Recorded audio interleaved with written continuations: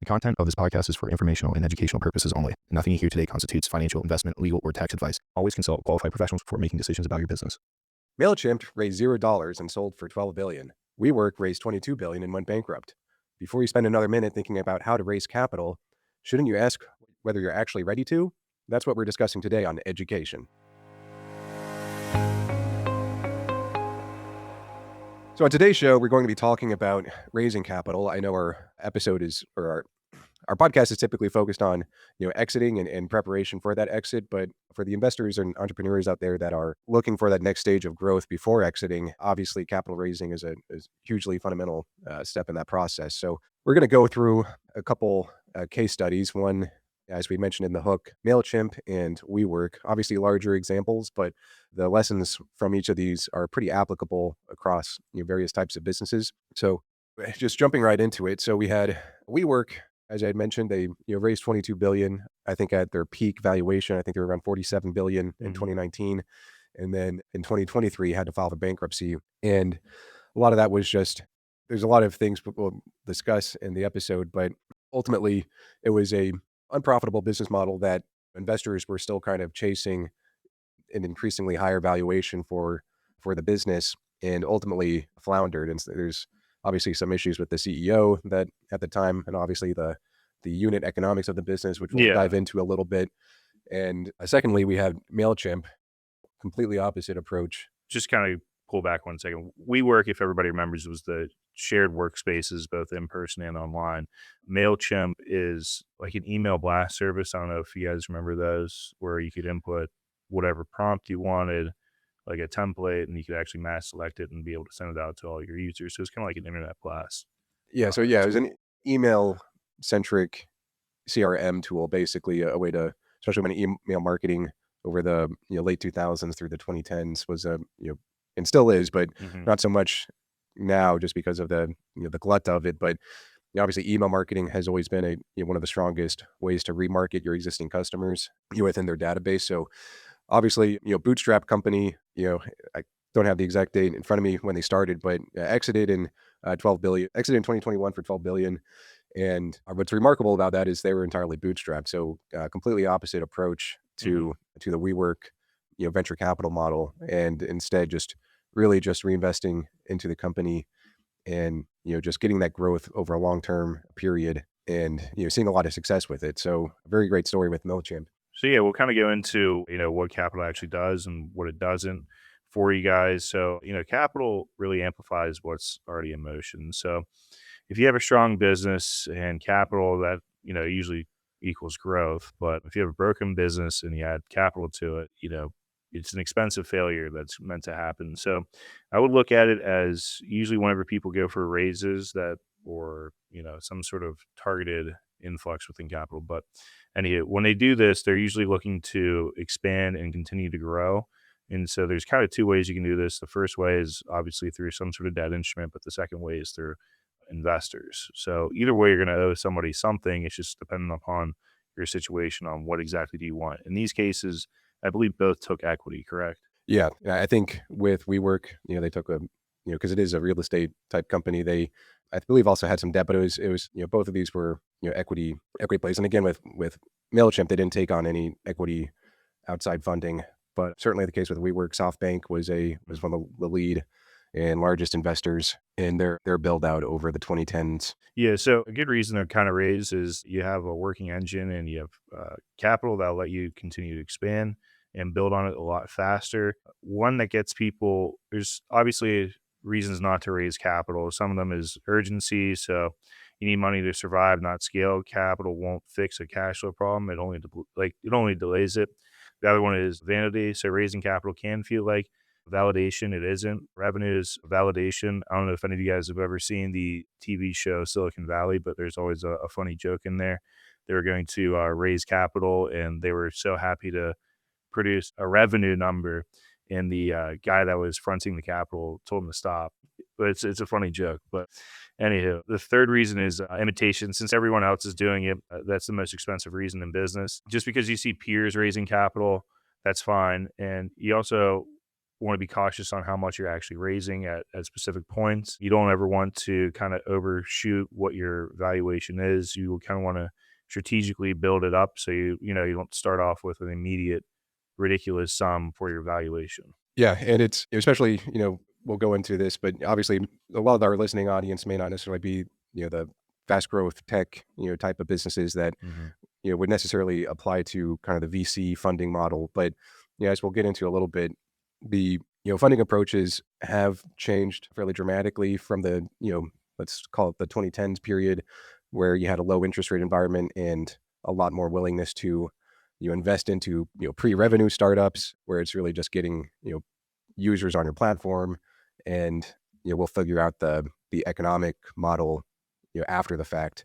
But especially for our more traditional run businesses, there's still going to be a you know going to need to be some soundness in both your unit economics, your growth projections, and then also depending on where you are with your company, and maybe if you have existing investors, what's my ownership stake look like after raising the valuation? Is there an element of control that I'm losing?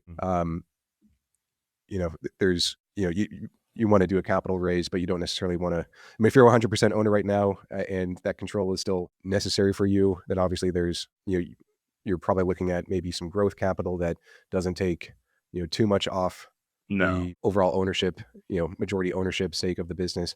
And there are, private equity, growth oriented private equity firms that are a little bit more willing to take minority stakes, especially if you do have that runway and that growth trajectory that, can still give them the output that they need after a, 5 to 7 year hold period, let's say.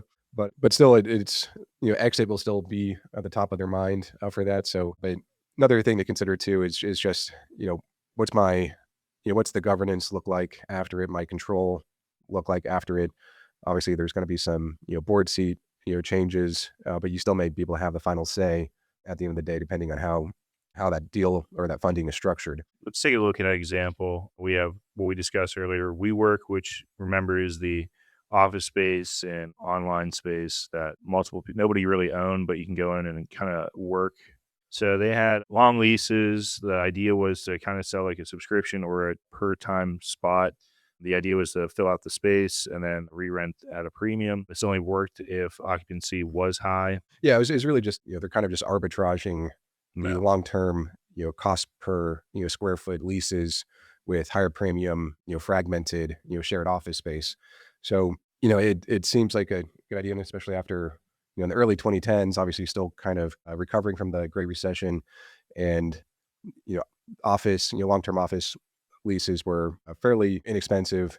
And then obviously you have this, kind of burgeoning, startup atmosphere again with kind of the lower interest rate environment and Mhm. willingness to invest in, a team of a couple people that don't need a big office, but obviously looking to, grow over time and, expand their potential office footprint. It seemed like a really great idea, right? You have a, desire for some of these smaller, companies that are, want to expand at, their own pace and not be locked into something long term.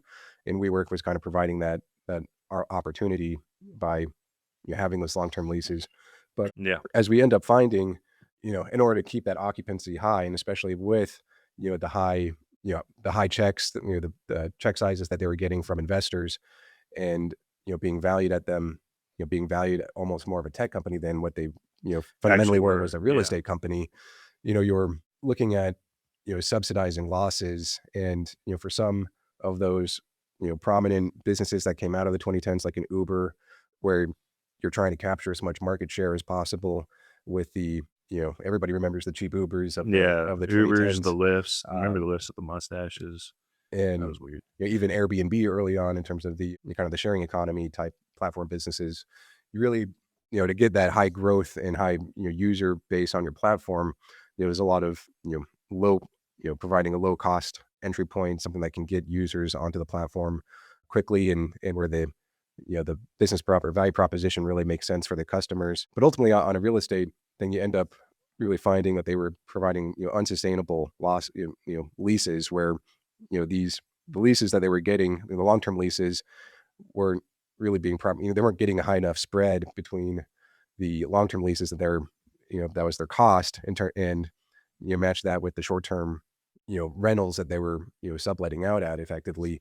and you're not really getting enough premium. And eventually that, money dries up, as we end up seeing, by 2019, they had to rush into an, IPO because they weren't able to, get their existing investors to, re-up at a, 40, we had a 47 billion valuation. Yeah. And ultimately, Well, having to file for bankruptcy because, the music has to stop at some point. I think investors are yeah, starting to but I realize. mean, in 2018, they had 1.9 billion losses on a 1.8 billion Yeah, revenue in right. 2018.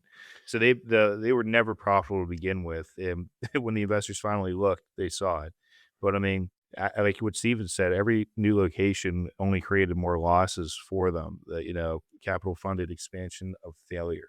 And rushing to an IPO, as we all see, it never works for anybody. Actually, to this day, even in this market, that's why you see so many people scared to go to IPO right now. That's why you see these Series Gs, Series Fs, craziness. But who knows? But yeah, I mean, they filed Chapter 11 in 2013. I guess what to look at this was they did good for a good period until the fact that they wouldn't have done much better if they continued on this path. I mean, especially within the COVID reach. So Yeah. Eventually, you have to prove the unit economic yeah, model right, or eventually your business model has to actually produce profits, right? And Uber, ultimately was able to do that. After that subsidizing of fares, for Uber rides, you, there is that Mhm. period, when they did finally go public, where that $5 Uber is now $10 and Yeah, whatnot, where they actually have to show unit economic profitability, but they but at that point, they had captured enough market share, enough users on their platform and the convenience the value proposition was still largely there. Where especially if if you're not in a city with a major taxi hub, even in the suburbs, you can get an Uber. You're obviously not really seeing taxis, on the roads no, on a regular basis. So there's still a demand, obviously, across the country, and not just high density urban areas, but also in the suburbs and whatnot of needing that occasional rideshare fare. So, but ultimately, WeWork, and again, some of those startups that WeWork was probably catering to, again, there's probably a lot of pre-revenue companies that were taking leases there, and obviously, if the funding's not there to be able to continue lease to that lose. office space, you end up in a predicament too where you can't keep those users on it, and ultimately, it just ends up being it was consistently valued as kind of a tech platform play, but at the end of the day, it's Real just a estate. real estate company that's subletting long-term leases for short-term, and you're really not getting the spread there. And obviously, you have bloated costs and some poor management at the executive level. And Yeah, I mean, SoftBank gave him 9.5 billion. This is a note from our producers. And 9.58 or 9.5 billion in 2019. And that clearly didn't help because they filed Chapter 11 in 2023. But I guess we can move on then to Mailchimp because I figured everybody has enough of that. But Mailchimp, once again, is a kind of a tech corporation that allowed you to send advertising through email, targeted blasts within different groups. I think they were like one of the first people where you could actually see if people opened up your email, spectated it for X amount of time, your links, so forth and so on. And it was nice because you could actually set it up so it could do auto ones for you. I know they had at one point selective groups that you could choose from. So if you were doing a webinar presentation, you could select, half of your company or whoever you wanted to attend to. But overall, it was started in 2001 by Ben Chestnut and Dan Carizas. He bootstrapped it from a web design side project. They actually didn't raise a single dollar. The discipline was without outside capital, every decision had to be funded by customer revenue. That forces real rigor. So, kind of a little bit of a verbal meme here. You see a lot of these like AI companies, they'll raise like a $1 billion round. Then next thing you know, you'll see the founder driving around in like a Ferrari or like a Yeah. Lamborghini. That's always the joke of raising capital. But if you're really disciplined with it and you're starting with your own capital, obviously you're going to treat it as if it's your own capital. I know some people that do end up receiving capital from outside sources don't always treat it as if it was theirs. But anyhow, they had a runway. They were able to build it to 800 million in ARR entirely on customer focused growth, no investor pressure, no board pressure. And let me tell you, they had a pretty successful outcome. They had a $12 billion exit. Founders owned the whole company, no cap table dilution. The money went to two people and their team. So once again, when we talk about dilution, every single time you raise money, you're going to have to kind of resplit that metaphorical pizza pie into more slices, right?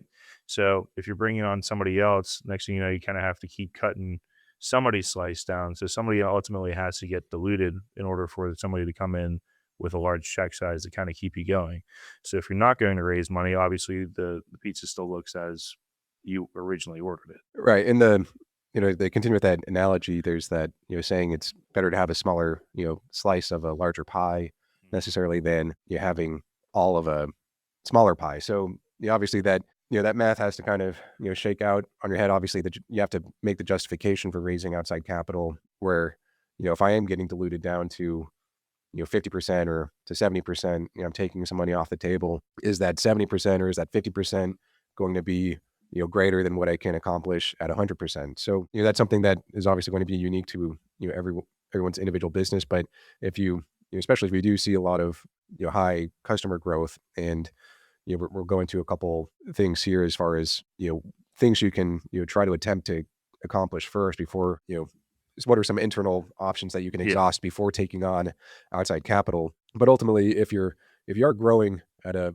fast clip, maybe not a ultra high growth startup, but obviously you may have found a niche business that's growing really strongly, and taking on a loan or just using the internal earnings from your company isn't enough to keep up with that growth, or you're leaving a lot of growth on the table, then that's something where taking outside capital can obviously make a lot of sense. But again, before looking at those options, there's a couple of things to maybe look at. Is is your customer revenue? Are you know do you have enough earnings left over after you've paid your overhead, you've paid yourself? Are you able to be strict with how much you're paying yourself so that you can provide, instead of paying yourself $200,000, can you live off 100,000 Yeah. so you can have that extra 100,000 being added to internal growth in your company? What is there room for margin expansion? Whether it's adding premium, and, if you are growing at a high clip, is there a more profitable solution where if I can't sustain this high customer growth rate, do I have a pricing problem where I can you know get the pricing, increase the pricing to a level where I can sustain that growth, and then I've also been able to increase my margins maybe 5% to where I'm able to keep the growth in check, charge a little bit of an extra premium on my product or service, and increase my margins from that as well. And then there's also working capital optimization. Obviously, are you paying your bills too quickly? Are you able to space that out in a way where you're able to hold on to cash a little bit longer than, obviously, on the counterpoint on receivables? Are you doing everything you can to make sure you're converting on those quickly so that you have that cash coming in, and to be able to refunnel that into further growth? So a couple things to consider. And then obviously, if you're growing at such a clip and you've got a price point that you figured out and you still can't sustain that growth, and taking on outside capital can make a lot of sense. Yeah, we do have a readiness test for you for, once again, the listener audience. We do have slide deck on the actual visual, so please head over to YouTube to watch that. But we do have the 5 readiness tests. So we want you guys to run these before any investor conversation, debt equity, or any other form of capital. I actually have one more for you here, but the first one is unit economics. Is one unit profitable on a fully loaded basis? If not, the capital won't fix it. The second one is use of funds. So usually you'll hear this a lot with people that are investing. They like to see exactly where you're actually going to use the funds. So grow your business is not the answer that people are looking for. They specifically want what you'll actually do with the money, whether it's for paying off debts or adding a new location or adding another product line, whatever it may be. They want to know, and they actually want to know how much it's going to cost and what the return will look like. The return math: does the capital justify its cost? Equity equals dilution. Once again, that's that pizza analogy. Debt equals interest and covenants. Model it before you raise it. The fourth one is operator capacity. Can your team actually deploy this capital? Capital without operational capacity creates chaos, not growth. And I know we have 4 up here, but I like to have kind of a fifth one in mind. Just remember, when you have answered all 4 of these questions and you've decided to go with equity or debt, just remember, not all money is good money. So always be cautious of, who you're taking money from. always seek out a professional, a lawyer, accountant, whoever it may be, to make sure that the terms are great so you don't get Facebooked, just like in the social media movie with Edward, whatever his name is. But, just keep that in mind. All money is not good money. Just be cautious of what you're doing and how you seek to accomplish your goals. Yeah, and then the one that didn't make it on the slide is what alternatives do you have? And again, going back to what I mentioned at the end of the last slide, have you been able to exhaust your internal funding options? So that's the customer funded Mhm. growth, supplier payment terms. Again, something I mentioned as far as can I extend the life of my payables? Working capital optimization. As a function or combination of those two, revenue based financing. Capital should be the last lever, not the first. And again, going back to the unit economics, so you mentioned fully loaded basis. So imagine, let's say you're providing a service, and let's say it involves a tech. Obviously, there's the labor and material concept, but then also, can I, whatever my shared overhead is for that month, can I, if I know I'm doing 1,000 units of this service over the course of a month, and I know what my overhead is, divide that by 1,000, incorporate that into your unit economics. So that gets you your variable costs, your fixed costs, all produced into one economic unit, as we call it, and it really helps understand the profitability profile of your company, and something that a lot of investors look at as well. In the case of WeWork, it was, you know, we're paying this much for a long-term lease, we're charging this month for a short-term lease, and so that cost per square foot and revenue per square foot is kind of your unit economic model, and obviously wasn't sustainable for the for the Mailchimp. Obviously it's a user based profitability. I have this is my average customer.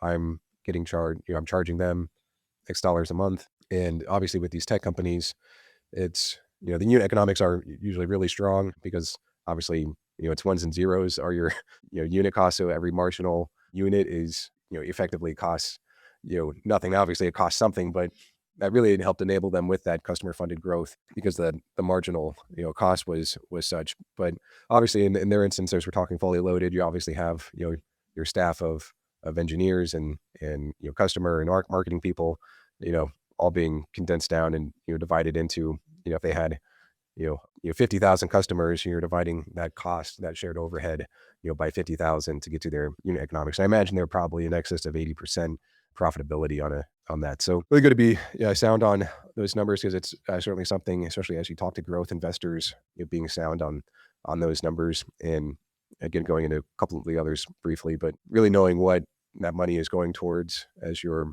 looking to fund. Obviously, if you're looking at high growth, it's marketing, maybe new channels that you're looking to deploy into, a lot of different facets, but all being really sound with your capital budgeting, where what the uses of funds is going to go into. Maybe it's some equipment, a lot of marketing, but just being really sound on where that money is going towards and how that's going into the financial math of the growth of your company. Yeah, usually they have like a whole section dedicated to this. So, like, if you obviously are creating some sort of presentation for your fundraise, usually there's a whole section about where the actual proceeds are going to go to. So, I wouldn't be, I just would never be too generic. Be as specific as possible within this, because once again, this is why they're buying into this organization. One, because they believe in you, and two, they want to see where their money's going to and what the return's going to be. And so on to the next, we do have actually 6 types of capital. Know the tool before you need it. So we have equity, which is what we were talking about. This usually comes from VC, which is venture capital, or PE, private equity. Sometimes it can come from, an individual, whoever it may be, but, you sell ownership, permanent dilution, which isn't bad. Investor has rights for high growth models that can't self fund. So this is where you'd see a lot of, like, kind of a good example of this, like the AI companies. They have to constantly keep putting money into the actual system in order to keep growing it and make it more efficient. But Yeah, and just to not to split hairs, but mhm, for more traditional run businesses, obviously VC may not necessarily fit the profile no, of your business, but as I mentioned earlier, there is growth private equity, which is private equity typically takes two different forms. There's buyout private equity, which is they're buying majority or full ownership of your company when you're looking to exit, and then growth equity, where in some cases they're willing to take minority stake in the company and help fuel that growth. If you're hitting double digit growth, which can still be accomplished with yeah, more traditional style run business, they can help provide the funding to get you from point A to point B So, not all private equity is the same. So, certainly, you're not necessarily looking for a buyout from private equity, but certainly there's some growth private equity firms out there as well. So keep an eye out for that. Secondly, you have your traditional debt and bank, bank or SBA type of debt. So, this could make a lot of sense. Obviously, you're not taking dilution from this, but obviously you have a lot of, some, it's fixed cash flow. So it's, you have, a debt service you're hitting every month that can, sometimes constrain your ability to, pivot if necessary. But if you're really hitting on your certain growth, the idea is, you should be able to, pay it down either quickly or just, have enough of a cash buffer to help protect against downside while it's still, funding your growth. And obviously, if your growth is in, far in excess of the interest rate of the debt, it can make a lot of sense because for every incremental dollar, you're getting, a lot more out of it. And that's just kind of the power of leverage there. So, but, super useful, especially for the physical equipment type stuff, asset purchases, acquisitions, predictable repayment. I believe on, next week or, the next episode, we're going to have, talk about acquisitions. So obviously makes, if you're looking to grow outside of your, organic customer growth, there's some options where debt can be useful for that as well. But a lot of it, you can get better terms, obviously, if it's backed by collateral. So if you are looking for equipment, debt's obviously a good option. Yeah, we also have revenue-based financing. So this is kind of like taking an advance against your future revenue. You repay as like a percentage of revenue. There's no dilution. It's strong for recurring revenue businesses. So like if you have a big software or some sort of subscriber business, this is usually easier to do, especially if things are a little bit more predictable. Just personally, I don't really recommend this. This fits like kind of a very small section of businesses, I think. But we'll move on to the next one. Obviously, please consult a professional before you do anything. The next one we have is seller financing. This one we've actually covered in episode 4. This is where, if I am looking to buy Steven's business, I don't have exactly the total amount of cash on hand to be able to pay for the whole thing. I might be able to pay for some, and then he might be able to give me a rate that I would have to, in return, pay him until the whole thing is paid off. This kind of works for both people. Like as the seller, so for instance, Steven would pretty much have to make sure, or kind of is taking a bet that the business will continue to run as portrayed, even without him being there.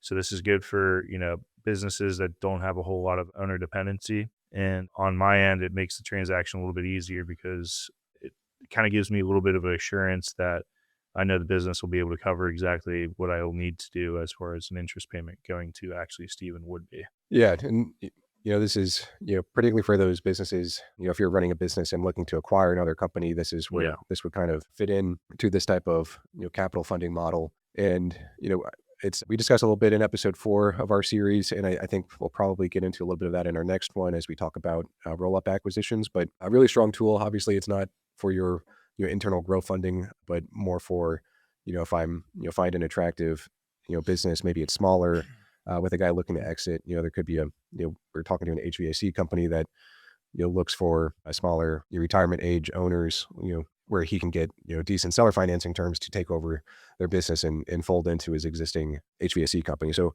certainly a appealing thing if you can get, if you can structure it right and find those opportunities. And then lastly, real quick, we got mezzanine debt. This is, typically in a private credit space where this could be a bridge into private equity buyout, the intention, or with an IPO as well. Yeah. Usually this is the last round.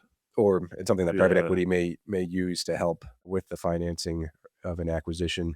Something you probably wouldn't necessarily use for your own purposes as far as growth. There are some private credit opportunities, especially if you have some sort of need to act on something quickly and you don't want to take dilution. There is private credit channels available. You're probably looking at a higher interest rate than your traditional, like let's say an SBA type loan. But if you're kind of in stage where you're bigger than what the SBA would typically fund under, and you need a gap to get from point A to point B, typically you want to make sure you're doing it with with a lot of right things in mind. But if there's a short-term opportunity that you really can't pass up, where it just makes too much sense, that's something where it's a nice alternative to some of these other options to be able to strike on something. But fairly small use case potentially. in the context of using it for growth? The next one is friends and family. Usually people call this, pre-seed rounds. These are within the growing and sort of capital raising life of a business cycle. You usually start off with an idea. You then have to put in your own money to the point where you kind of run out of money. So then you look towards your friends and family. Usually this is way before pre-revenue. You take on, like, this could be any sort of structure. It could be like a note, it could be a convertible debt sort of situation, could be anything, but they're essentially there to help you progress forward. You always have to treat this like professional capital. I typically don't like for people to do this because you're risking two things for one thing. So you're risking usually the relationship of the person you're taking money from, which majority of the time it's not really a good case, but there's some select ones where, I'm sure it works out for everybody, but this is just kind of undocumented early stage. You just need some money to keep things going, but I would try to remove yourself from that one, but we'll continue then. But yeah, that's when to raise capital and when you're ready to it. Remember, Mailchimp built a $12 billion company without raising a single dollar. WeWork raised 22 billion and totally went bankrupt. So this has been, Yeah. So go look through the 5 readiness tests to see if your raising capital makes sense for you. And then obviously, if you want to work with a team or get some advice on some of your next steps, you can visit us at scgandco.com as well. In the next episode will be fun. We're going to be talking about consolidation. So be tuned for that.